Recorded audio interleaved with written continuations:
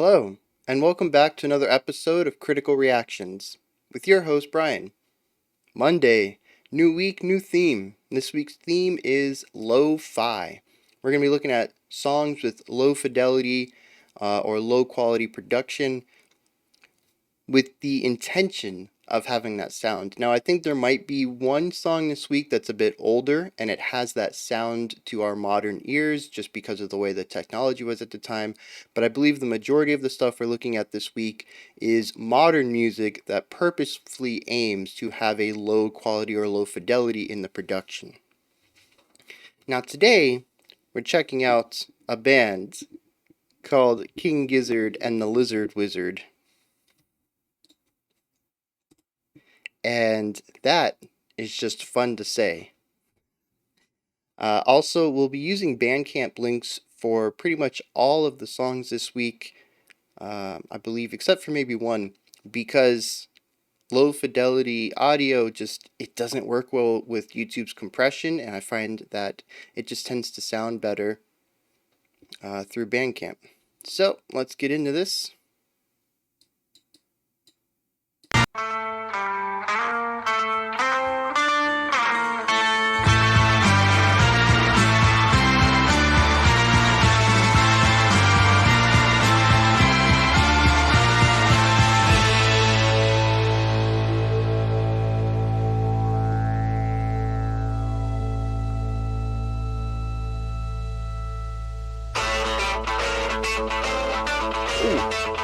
That's a funky groove right there. People, vultures, gotta approach this final hearing. What else have I gotta do now?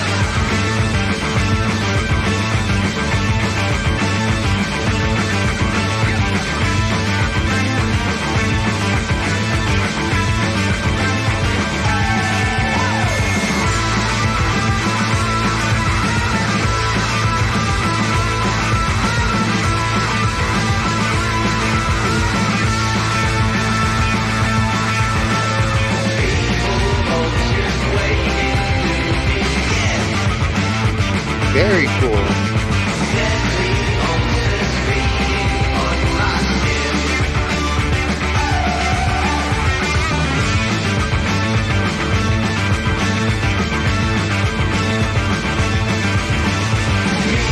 We have had 3 pulses, 4 pulses, and 5 pulses so far in the meter.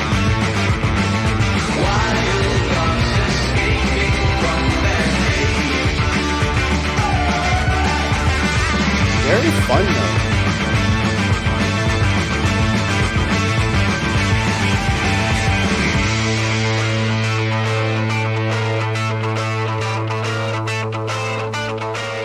People, vultures, gotta approach this final hearing. What else have I gotta do now?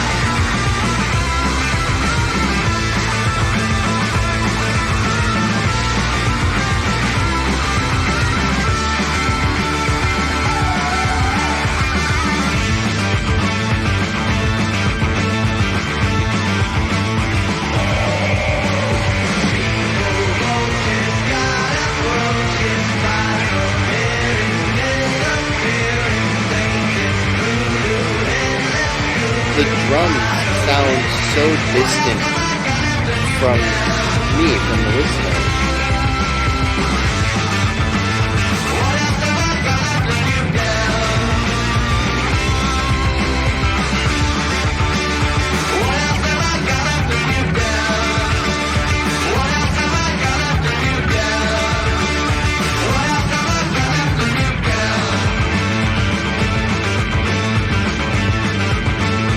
I love how they keep coming back to this rhythm, the dotted quarter and the eighth. Yeah, I think that's what it is. But sometimes we get this cyclical loop right here, just bouncing between the 2 notes, and other times we actually get melodies that run along with this core rhythmic idea.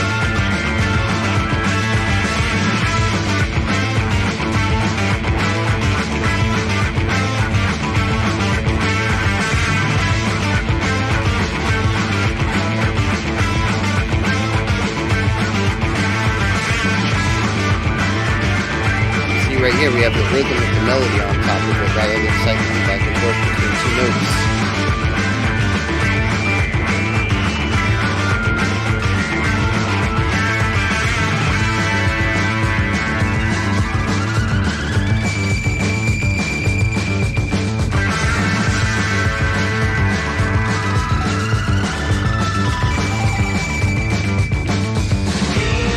Vultures crowding at my door. Parasites are eating more and more. And that dotted quarter plus eighth note showed up in the vocals right there in the chorus.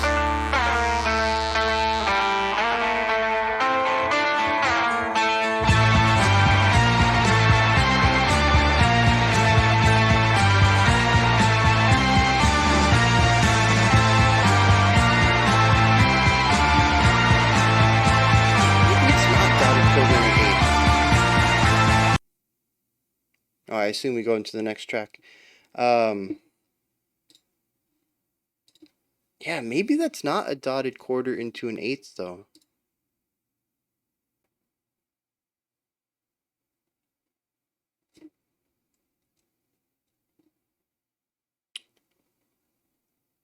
Huh. Because no, I don't know. I'd have to go back and listen to it. The second note is obviously shorter, but it could also just be a staccato version of the quarter note that we already have. I don't. The thing is that the tempo is rather quick at that moment, and I don't know if I should be reading that with each hi-hat as a beat or with the hi-hats working on eighth notes. But I think the core idea, the most important aspect, is that that section, that rhythm shows up all throughout the song in various places. And I think that's the big takeaway, is that there's almost like a theme, a motif to the song that continues to crop up here and there. Now, of course, being lo-fi week, we gotta talk about the production, we gotta talk about the mix. It is not my cup of tea. Long time watchers, listeners, viewers, I talk about this often. I am a fan of clean production. This is the opposite of that. But rather than the sort of muddiness that post rock and post metal use to create this sort of wall of sound, this song, at least in particular, I don't know if I don't want to talk about all of lo-fi music or songs with lo-fi production, but at least for this song, to me, I feel like it would be better with a cleaner production. Now, it definitely would not be this song anymore, but I do think it would be interesting to hear a remaster of it, a remix of it, with cleaner production values, because I do think there's some interesting things going on that I couldn't hear. And I think that's the big thing about me and clean production, is that the way that I typically listen to music critically is to bounce around between each of the instruments and see what they're doing individually before, putting all that together, putting the puzzle together, and seeing how all of that might work together as a whole. The problem with that is that this style of production makes it very difficult to hone in onto specific instruments. The vocals are very clear. The guitar work, especially the higher range guitar work, is very clear.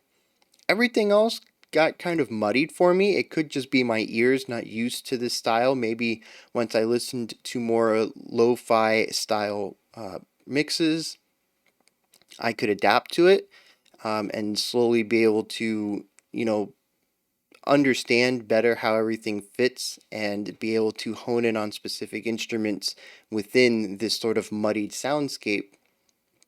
But as it is right now, with my lack of experience with low quality or lo-fi production, it's difficult for me to individually focus on instruments outside of the two that I listed, which are very clear and prominent in the mix. The drums sound like they are very distant and being recorded in some sort of muffled element. I was gonna say like recorded in a small space or a can or something, but that would give it a reverb. This is almost like it's muffled. There's no reverb on anything. Everything is very sort of just dull hitting. There's no intensity to the drumming. Um, it's just a very interesting sound for me.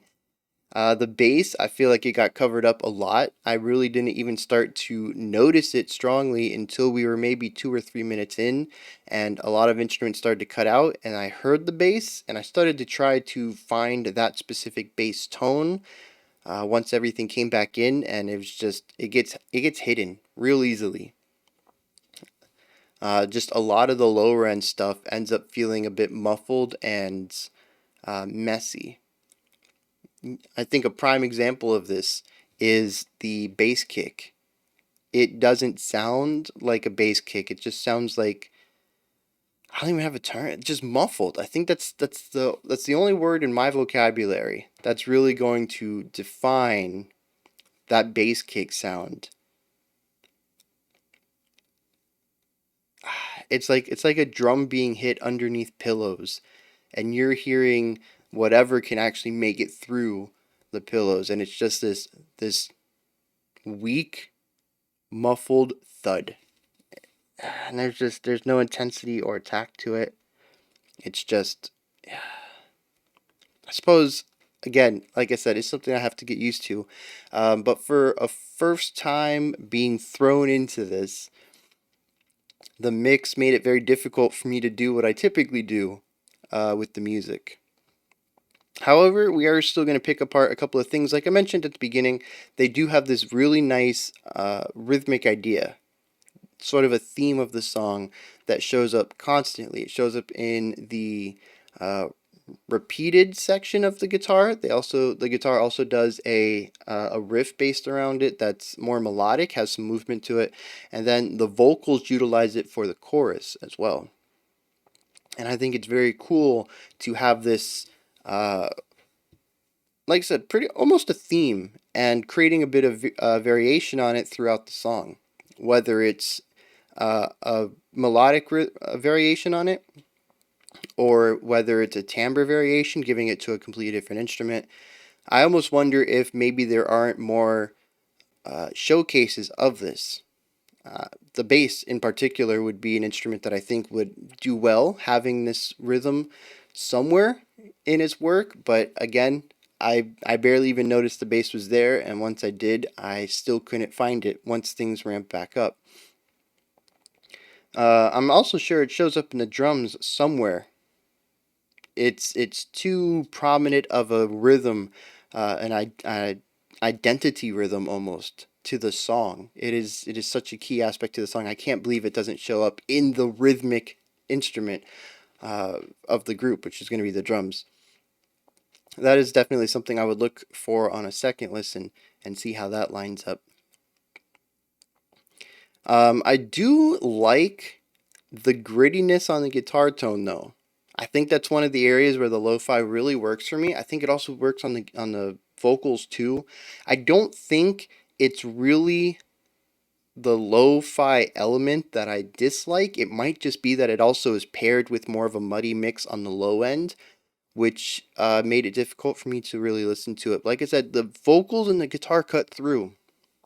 So it's possible to pair this lo-fi quality, having that grittiness and grain rather than the clarity, while still retaining distinction between your instruments, your voices. Um, because the guitar and the vocals cut through just fine.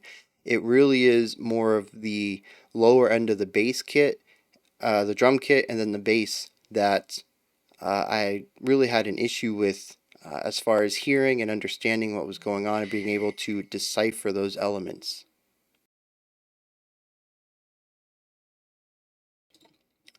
But with that said, I do like the way that the grain works on those two voices, the vocals and the guitar. I think that it adds a nice character to them. And with the guitar specifically, it is more of a cleaner style electric guitar. There is a little bit of grit to it, but the lo-fi grain also gives it just a little bit more of an edge that the tone itself doesn't. I don't know how well I would enjoy this lo-fi element paired with an overdriven guitar, maybe something that would be used, something more metal adjacent. I think that might be just a little bit too much bite, but I'm also sure that there's bands out there who've done it. Actually, when we were talking about lo-fi, a lot of people brought up black metal, and black metal has some really crunchy guitar tones in it. So, like I said, I'm sure people have paired this, the crunchy, grungy guitar with the low fi production quality. And something tells me I'll probably have to listen to that sometime this week. But I really like what the production quality does to the guitar tone here. I also think it adds a little bit of color to the vocals, and it gives the song a bit of a timelessness. Their playing definitely has mixes of modern and older rock styles to it. The music itself kind of feels like it's in multiple eras, but the production is this weird area where it feels like it was recorded on older material. It feels like it was recorded on tape, and maybe the tape's a bit old and you're getting a little bit of extra grain on it. But there's also some modern elements to the production, like I said, with the vocals and guitar really cutting a bit clearer than everything else. That to me have a little bit more of a modern feel, and it's very interesting to hear this song that if I didn't know it came out in 2016, I would have a tough time really nailing down what era this came out of, and I think that's really interesting. I think that's cool the way that modern bands can incorporate both ideas. Well, sorry, they can incorporate ideas from both composition and production into their music and create a sort of timelessness where the song feels like it could fit in a variety of eras and either be, retro facing, looking towards the past, or, future facing and looking at how we can take ideas from the past to create new styles now. So I think that's really cool. I will always enjoy experimentation in music, and at least this group feels very experimental. This song feels experimental, just in ways of clashing the old with the new and seeing how they can work together.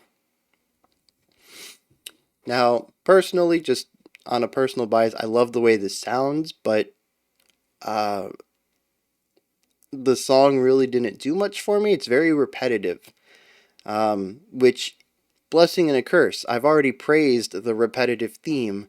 I just wish there was something that could be paired with that. The theme itself, that core rhythm, is the highlight of the song. It is what is most prominently showcased in the song, and instead of being a theme that hides within a changing melody, so to speak, it really is the core idea. And it shows up everywhere, which, like I said, is cool. I like having theme. I like hearing variations on a theme, but the variations aren't exactly drastically different, and we don't have a lot of variety being paired with that in the rest of the group. So it ends up to me feeling a bit uh, tiresome by the end of the song to have heard that same idea for 5 minutes without much variation going on with it. So I think this was a good foundation. I think we just needed a little bit more work to create more of a melody line that could be paired with this theme so that we can hear the theme alongside various melodic ideas.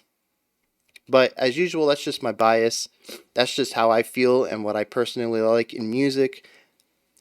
I am never going to advocate that a band should change their song or that the way they wrote it is wrong or bad. That's just probably what I would have done based on what I like to listen to. Those are my thoughts, though, on King Gizzard and the Lizard Wizard's People King Gizzard and the Lizard Wizard's People Vultures.